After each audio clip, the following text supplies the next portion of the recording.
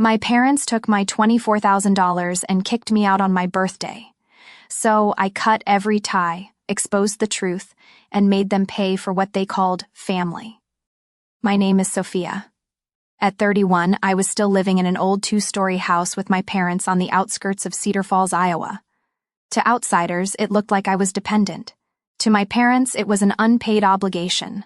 Ironically, I was the only one in the house with a stable job. For 6 years, I worked as an accountant at a small agricultural supply company. The pay wasn't high, but it was enough to cover the electricity, water, internet, and sometimes even my parents' medical bills, the kind they never mentioned, but always assumed I'd handle. I never thought it was a problem. I thought it was family, something you give without counting.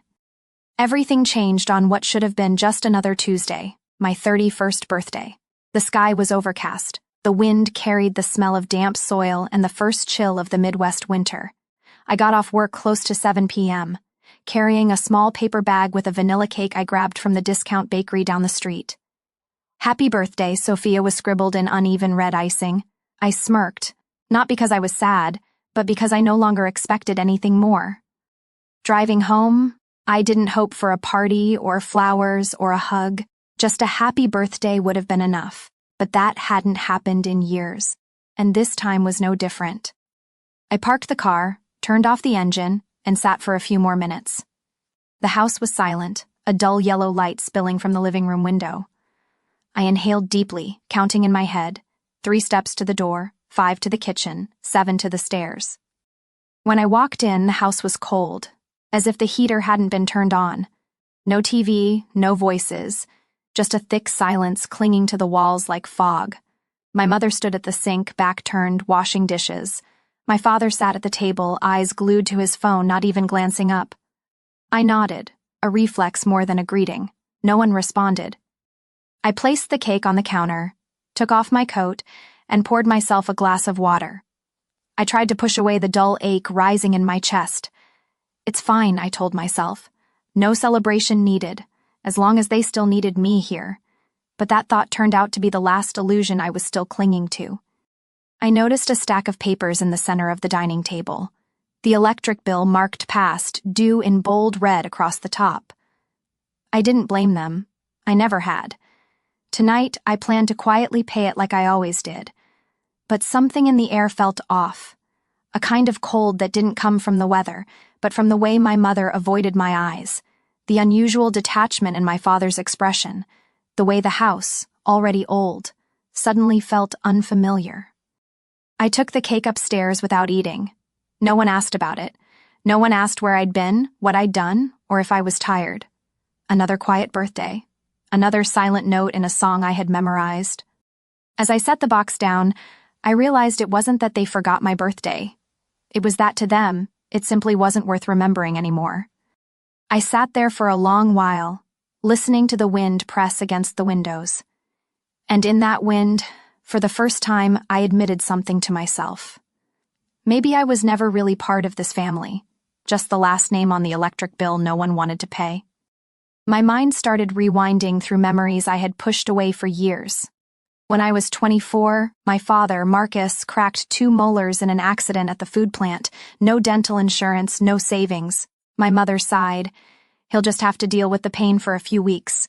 Where would we get money for that?" I didn't reply. The next morning, I quietly transferred nearly $1,200 from my savings, the fund I'd set aside for a data analytics course, and slipped it into my mother's wallet with a note, "Take him to the dentist. No need to pay me back." She took it, folded the note, said nothing. 3 months later, my dad was chewing popcorn on the sofa and muttered, "Good thing the dentures are sturdy. If Sophia picked them, they'd probably be broken already." My mom laughed. I said nothing. At 27, my mom, Helen, skidded on the freeway during a snowstorm. Her tires were bald. She called me in a panic while I was in a meeting. I left work midday, drove nearly an hour through snow, and picked her up. That evening, I ordered 4 new tires, nearly $700, and had them delivered. She glanced at the receipt and said, "You're good with money. I'm sure you'll figure it out. No thanks, no acknowledgement, just the assumption I'd handle it all." Last spring, the roof started leaking. Rain fell straight onto my bed. I climbed onto the roof in drizzle and replaced the shingles myself. My father sat downstairs with a beer and yelled, "Don't mess up the roof. Contractors these days are crooks." My fingers bled from the sharp edges of the panels, but I didn't complain. I used to believe that if I just kept giving, kept showing up, eventually I'd be loved.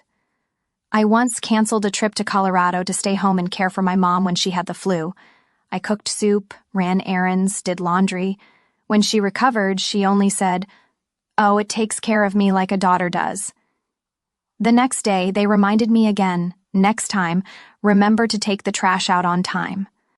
Every month, I paid the electric, water, and internet bills like clockwork. Nearly $300 total. Whenever I suggested splitting the costs, my mom would gently shake her head. "You don't want your parents to go without, do you? Once they forgot to pay the gas bill for 2 straight months. If I hadn't stepped in, we would have lost heat in the middle of winter. When my dad found out I'd paid it, all he said was, 'Good thing she did it fast, should have done it earlier though.'"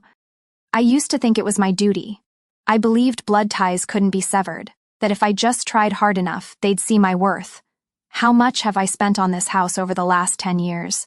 How many dreams put on hold? How many times did I choose silence over speaking up? No one forced me to. I chose it for this family, hoping somehow that love would come in return. But the price I paid was my own self-respect and youth. I sat on the edge of my bed for a long time, the birthday cake still untouched on the table by the window. Outside, condensation dulled the glass with a faint blur.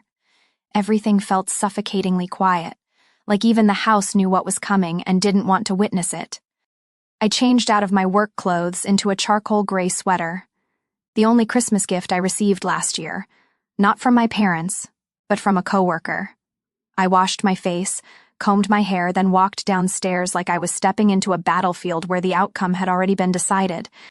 The dining table was still there. The stew had gone cold. The mashed potatoes had clumped, and the yellow kitchen light cast harsh shadows on the creases in my mother's forehead. Helen sat still, her hands folded. My father, Marcus, was on his 4th beer of the night, seated in a worn wooden chair, barely acknowledging me. I sat down and quietly picked up a green bean, chewing without tasting a thing. No one said a word. No happy birthday, no questions, no real glance. It wasn't until I got up to put the cake in the fridge that Marcus finally spoke. Not loud, but cold. "Do you even know what time it is?" I turned, still holding the box. 9:10. I came home after work. "At your age, still needing a place to crash. Don't you think that's a little pathetic?" He looked at me, not like a father, but like a landlord tired of a tenant behind on rent. My mom stayed silent. The way she held her knife over the meat reminded me of how she used to teach me to cut birthday cake as a kid. I placed the cake down on the counter, like sealing a chapter.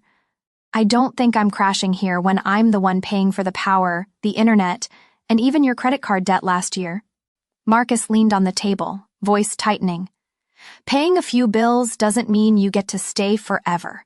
This isn't a motel." I inhaled deeply, no longer shocked, just painfully clear. "What exactly are you saying?" He folded his arms and leaned back in his chair like he had been waiting for that question. "We've discussed it, your mother and I. It's time you moved out, preferably by the end of the week." I looked at my mother. For the first time that evening, her eyes met mine. Not cruel, but empty.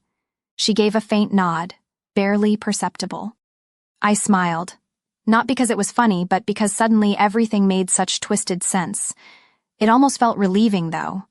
My birthday was a deadline. No one answered. Only the ticking wall clock broke the silence, each second landing like a final verdict. I walked upstairs. Every step echoed louder than the words that had been spoken. Each creak in the wooden floor counted down to the moment I'd no longer belong here. Back in my room, the soft glow of my desk lamp fell over the birthday cake, still sitting quietly. The icing had softened, and the red letters blurred as if even they were ready to leave. I stared at it, not craving it, not admiring it, just feeling hollow, just like me. I was about to open my laptop to finish the company's monthly budget sheet, a distraction from feeling anything, when there was a sudden knock. 3 firm taps. Before I could even respond, my father opened the door. He never knocked. The knock was only a signal, a reminder that he was still in control. "Come downstairs for a minute," he said quickly, not meeting my eyes. I stood, cautious. "Why now?" Downstairs, my mother was already seated at the table. No party, no balloons, just a stack of envelopes and an empty duffel bag placed on the chair beside her. I looked at them, then at the bag. "What is this?" My father leaned against the wall, arms crossed, his voice dry. "We think it's time you take care of yourself." I turned away, but before leaving the living room, I stopped. "Thank you for raising me, but you should know I was the one holding this place together." I went back to my room and gently closed the door. No shouting, no tears. In my hand was a photo of that crooked little birthday cake, the only thing that even acknowledged my birthday that day. I pinned it to the wall above my desk, not to remember the pain, but to remind myself. Sometimes the day you get pushed out of the nest is also the day you learn how to fly. I used to think leaving meant physically moving out, but for me, it began with a few mouse clicks. The night after that birthday, after the house had gone dark, I sat at my desk, opened my laptop, and logged into each service account still under my name. I started with the electric bill. I was still listed as the primary payer. For 3 years, I had auto pay set to pull from my card on the 3rd of every month. Canceled. A confirmation popped up, auto payment disabled. Then came water, then gas, then cable, then internet. Each action felt like untying a thread I had wrapped around myself, thinking I was protecting my family. I thought I'd misheard him. "You mean move out?" My mom didn't answer. She just stared into her teacup like it might offer her a way out. "You're 31, Sophia. You can't just cling to your parents forever," he continued, voice steady like reading a script he had rehearsed. I stood still for a moment. My heart wasn't racing. I wasn't panicked, just a chilling kind of calm. "I'm not clinging. I've paid the electricity, the water, even Mom's car insurance last year," I replied, my voice so composed it surprised even me. "No one made you." My dad shrugged.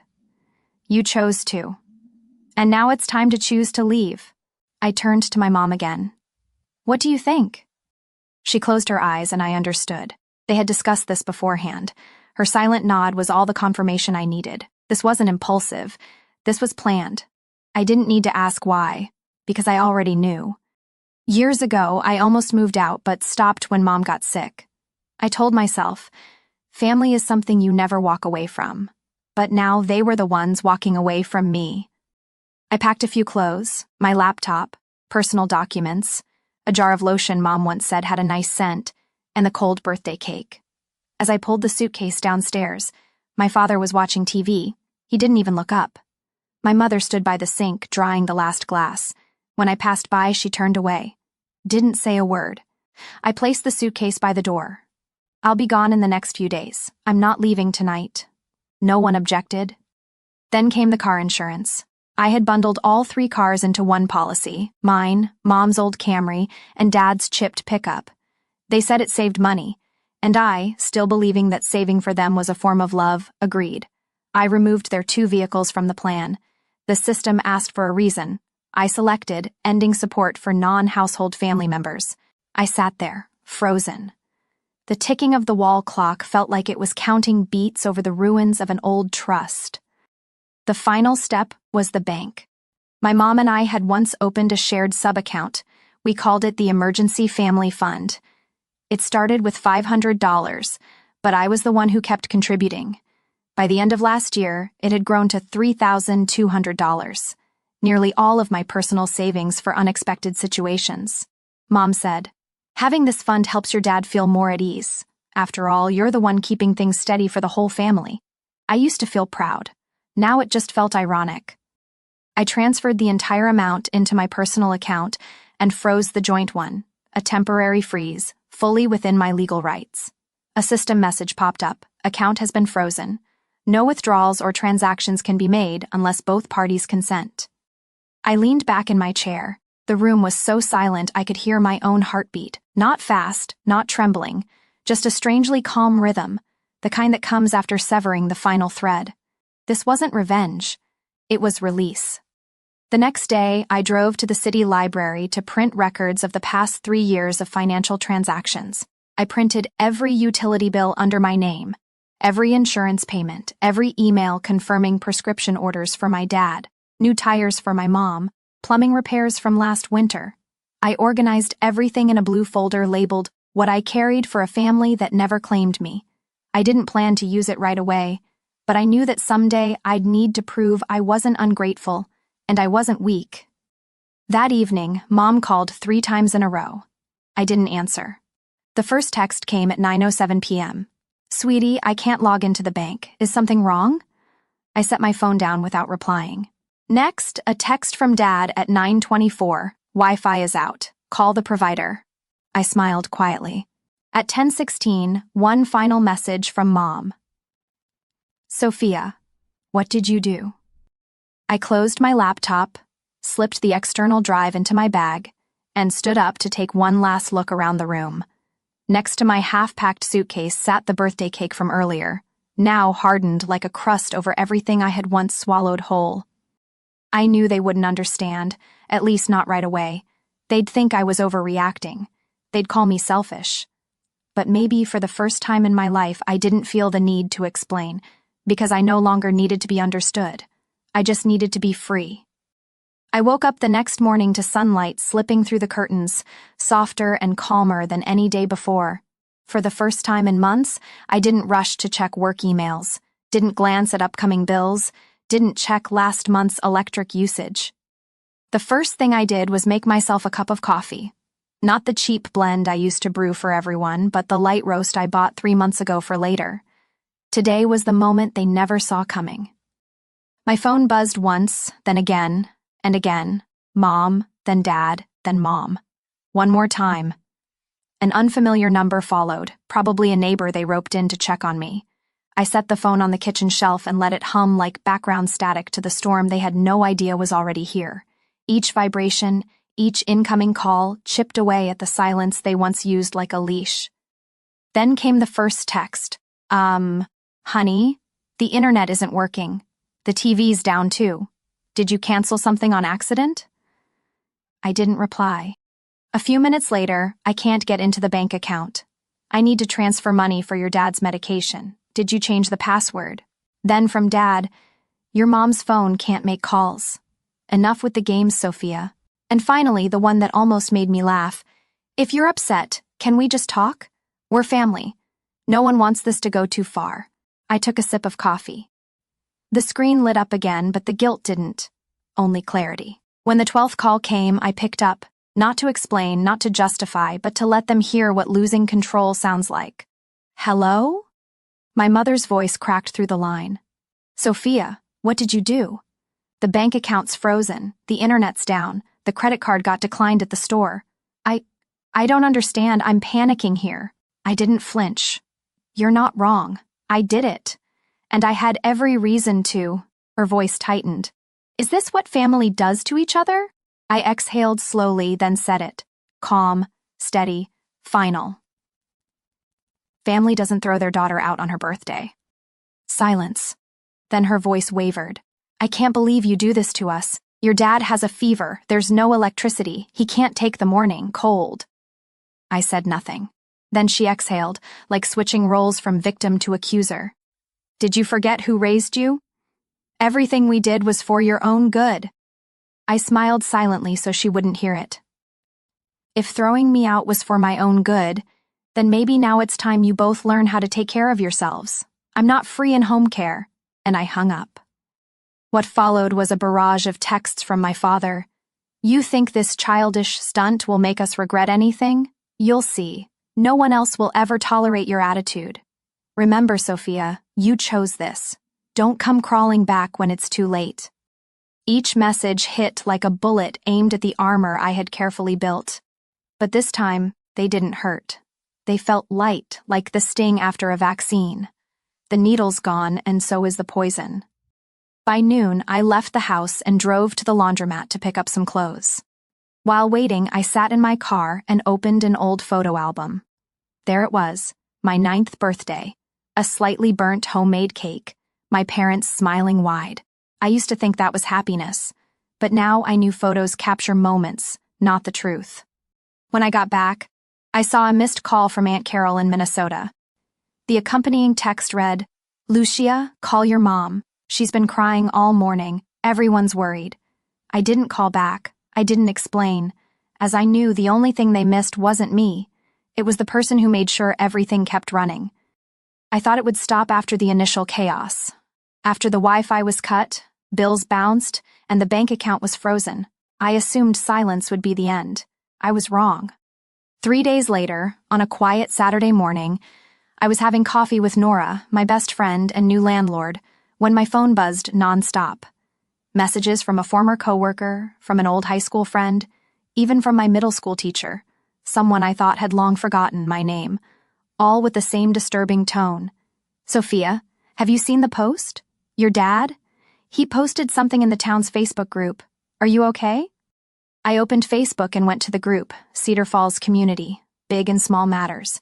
The top post hit me like a slap, posted by Marcus Kessler, my father's account. The first line in all caps, no punctuation, no introduction, "When your child becomes your betrayer." I read each sentence slowly, every word a scissor cutting into the dignity I had preserved in silence for years. We gave her everything we had, years of sacrifice, not a single complaint. And now, in our twilight years, we've been abandoned with no power, no water, denied access to medicine. All we ever wanted was gratitude.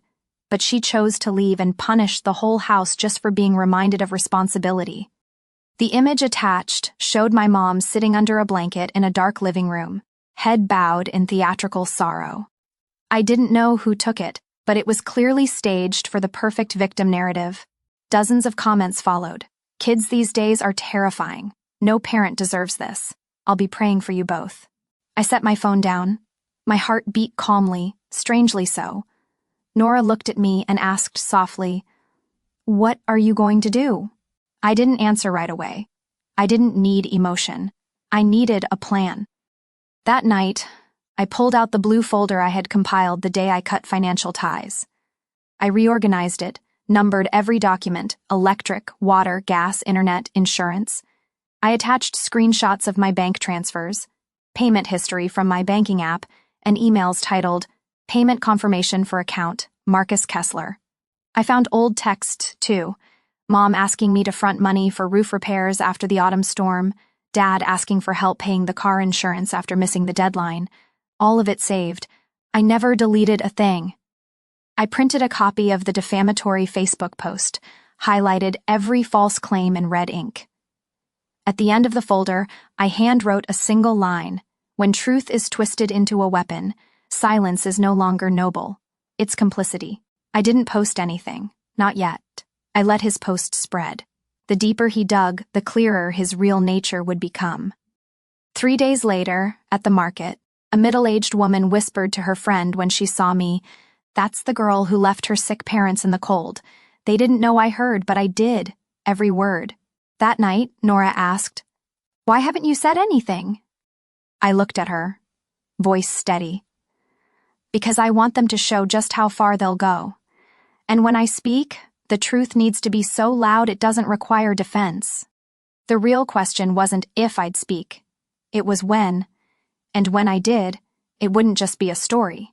It would be an autopsy of a toxic system, a family that mistook love for control and never saw my sacrifices as enough. At exactly 4 a.m., while the town still slept beneath a veil of fog and flickering streetlights, I began to write, not with emotion, but with receipts, bills, emails, and memories I'd tried to forget. I started the post with a very short sentence: "I'm not the ungrateful daughter they say I am." Then I went on, item by item, period by period, each story laid out like a financial audit. February 2022, I paid $38,420 for the electric bill during the coldest month of winter, after my parents forgot to pay for the third time. July 2021, I spent $679 on new tires for my mom after she got stranded on the highway. I also covered the towing fee that day, $113. When the roof leaked in 2020, I bought materials, climbed up, and repaired it myself over 2 rainy days, while my dad watched baseball under the dry patch I just fixed. And for the past 3 years, every bill, internet, cable, car insurance, was under my name. They never asked if I could afford it, only if I had paid it yet. I wasn't asking for pity. I was simply stating facts, the kind I'd been the only one holding on to for too long. I attached photos of the bills, screenshots of payment confirmation emails from the bank, even a photo of me patching the roof in the rain, snapped by our neighbor, Mr. Walter, while walking his dog last year. I ended the post with a short paragraph, like a final tear through the mask my parents had carefully crafted. I'm not angry they kicked me out. I'm hurt. They forgot I was the one who kept that house standing for nearly a decade. If they choose lies for sympathy, then I choose truth for freedom. The post went live at exactly 4:37 a.m. in the same community Facebook group where my father tried to paint me as the villain. I didn't share it. I didn't DM anyone. I let it sit, a testimony without a lawyer. By noon, the post had over 120 shares. The first comment made my throat tighten. Mr. Walter here. I took the photo of her on the roof last year. I remember her working through the whole afternoon in the rain. Her parents sat inside without checking once. When I asked if she needed help, Sophia just smiled and said, "I'm fine." Next came Hilda, my high school biology teacher. I used to think Sophia came from a model family. Now I understand why she was always quiet about home. But then the grocery store owner, she once delayed her own bill to help her parents pay for plumbing repairs. I saw it happen. Gradually, the narrative shifted. The accusations in my father's post were drowned out by a wave of truth and fragments of memory that others had witnessed too. Every time someone spoke up, I felt lighter. Not because I was being defended, but because I wasn't the only one who remembered what actually happened. That afternoon, my father's original post disappeared from the group. No explanation. Nora handed me a grilled chicken sandwich, pressed it into my hands and said, "See? Even the truth needs allies." I smiled. For the first time since I was kicked out, yeah, but this time, my allies are the ones who stop staying silent. That night, brushing my teeth, I stared at myself in the mirror longer than usual, not checking my skin or hair or lines near my eyes, but looking into the eyes that used to drop in shame, now finally able to meet their own gaze. I thought about the years I gave without asking for anything back, the promises that were never kept, the quiet yes I said too many times just to avoid letting someone down. None of that was on my shoulders anymore. I wasn't carrying them anymore. Not the bills disguised as love, not the silent sacrifices, not the ever-moving goalposts of expectations. The only thing I carry now is the truth. And truth, once sharp and cold, turned out to be lighter than any weight I'd ever taken on.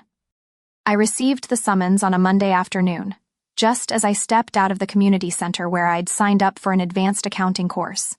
A uniformed courier in a gray jacket handed me a thick envelope stamped with Black Hawk County Court and said, "Is this Sophia Kessler? You've been served. Civil suit contact in." I wasn't surprised. Truthfully, I'd been expecting this. I just didn't think it would come so soon. I opened the envelope right there. Bold letters at the top of the page jumped out at me. Allegation, elder abuse, family abandonment, and dereliction of family duty. Filed by Marcus Kessler and Helen Kessler. I let out a short laugh, not because it was funny, but because I had guessed right. This wasn't about justice. It was manipulation, this time dressed in legal language. That night, I pulled out all the documentation I had prepared. Original bills, bank statements, email threads with my mom, photos of the house with the patched-up roof I fixed myself, a spreadsheet detailing every dollar I had covered over 6 years. I sent everything to a nonprofit legal office in Des Moines. The intake staffer, a woman named Jenny, skimmed the folder, then looked up, wide-eyed. "How long have you been dealing with this?" "I'd say about 12 years, I said calmly, like commenting on the weather. She nodded, voice firm. "They can file this suit, but with what you have, you can counter-sue. Not just to dismiss the charges, but for financial abuse and long-term psychological coercion." 3 weeks later, I stood at the Cedar Falls police station to file the official countersuit. Jenny came with me. We arrived 15 minutes early. Outside the waiting room, I saw my parents seated on the wooden bench. My mom in her worn cardigan, fidgeting with a tissue. My father, arms crossed, legs casually stacked, eyes flicking across his phone screen without really reading anything. I walked in. He didn't avoid eye contact. Helen looked up, eyes red. I couldn't tell if it was from crying or fury. Marcus looked at me like I was the villain in the movie he believed he was writing. The officer handling the case was Lieutenant Scott Raymond, in his 50s. Tall and lean with a calm face. He sat behind his desk, flipping through the folders from both sides. His eyes lingered longer on mine. "Miss Sophia, this is your file." "Yes, it includes invoices, payment confirmations, and related financial records." He flipped one page, then another. Then came the photo of the roof, followed by my mother's email. "Sophia, your father hasn't paid the gas bill this month. Transfer the money ASAP."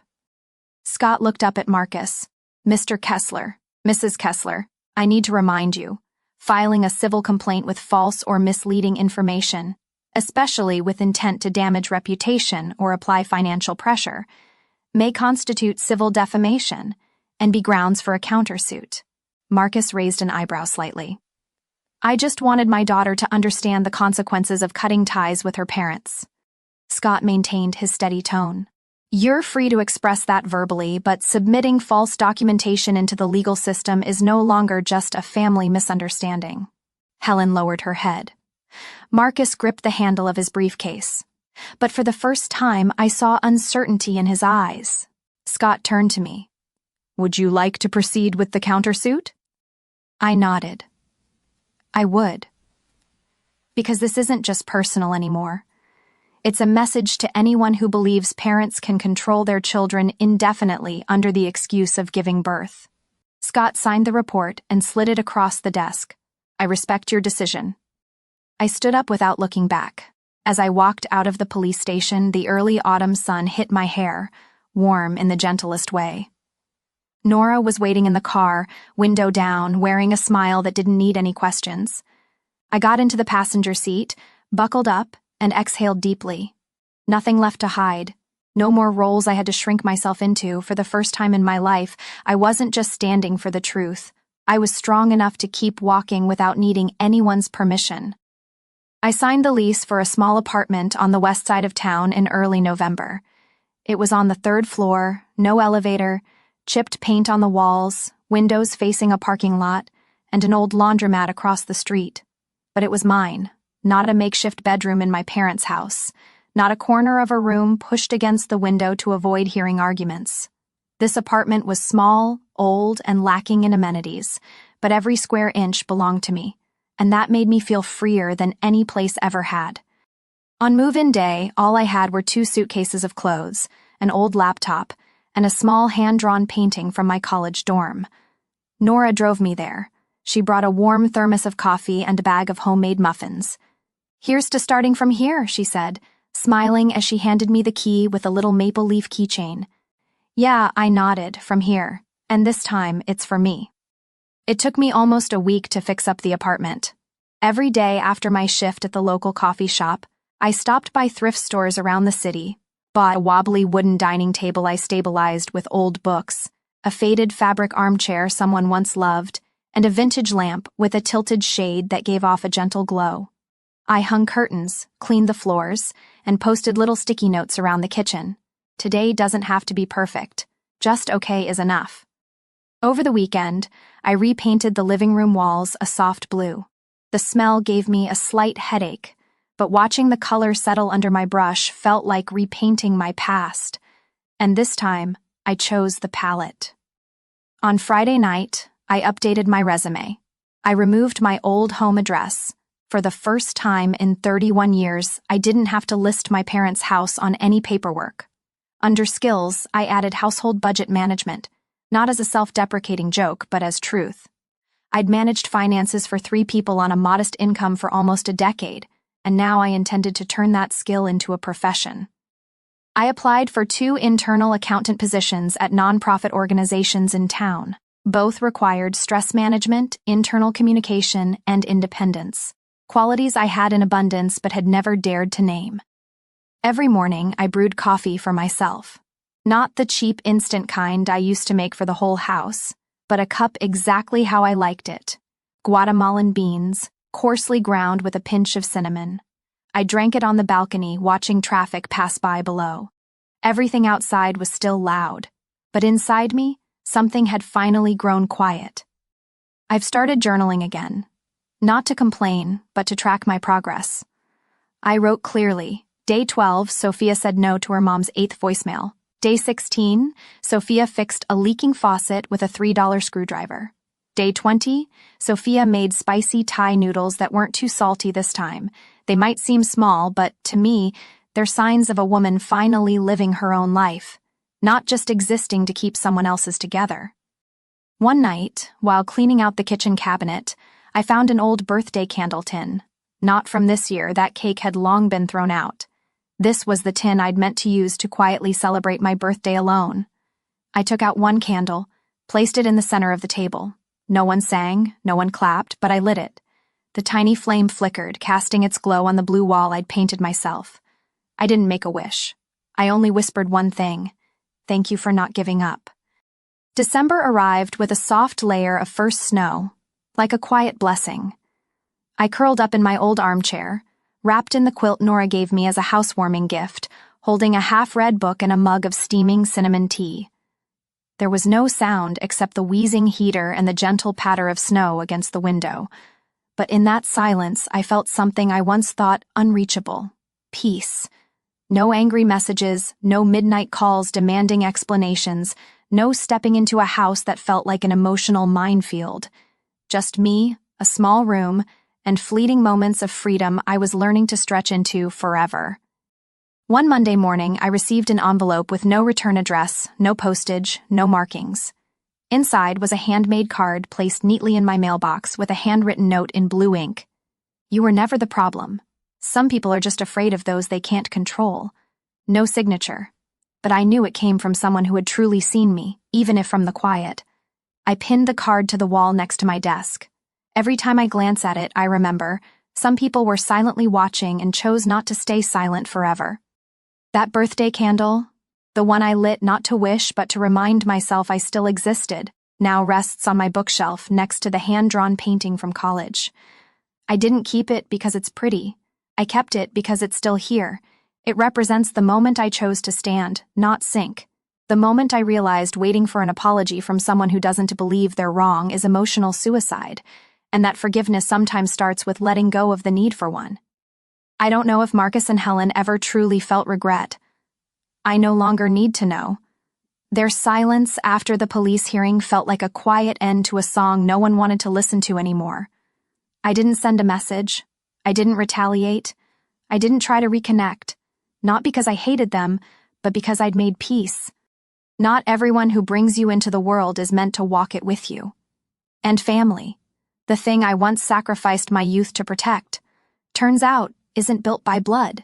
It's built on respect, listening, and love that comes with one clear condition: don't cause harm. I still live in that little apartment, even though my new job could afford something bigger. But I'm not in a rush. I want to stay a little longer in this space where every scuffed corner carries the mark of the journey I rebuilt myself on. I still drink cinnamon tea every morning. I still clean out the pantry every Sunday. I still write a few lines in my journal every night. Not to remember pain, but to remind myself just how far I've come. One early New Year's evening, Nora came by with a bag of black-eyed peas and a pot of her homemade butternut squash soup. We had dinner, laughed, and leaned back to watch an old movie together. When the movie ended, Nora suddenly asked, "Do you ever regret any of it?" I stayed quiet for a few seconds, looking out the window where the snow was still falling steadily. Then I turned to her and answered softly, "No," because without those years, I wouldn't have realized how much more I deserved. She nodded. No more words were needed. But this silence felt different. It wasn't heavy. It was a gentle period, closing the final sentence of a long chapter and the quiet opening to everything ahead. I'm not the daughter who abandoned her family. I'm just the last person in that house who finally chose to save herself. Sophia's story isn't just about leaving a home filled with control and manipulation.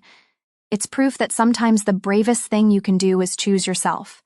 Blood doesn't define family. Kindness, respect, and the ability to love without conditions do. In a world where tradition often masks deep wounds, Sophia had the courage to cut ties, stand tall, and rebuild from the wreckage. And in doing so, she found the most precious thing of all: true peace.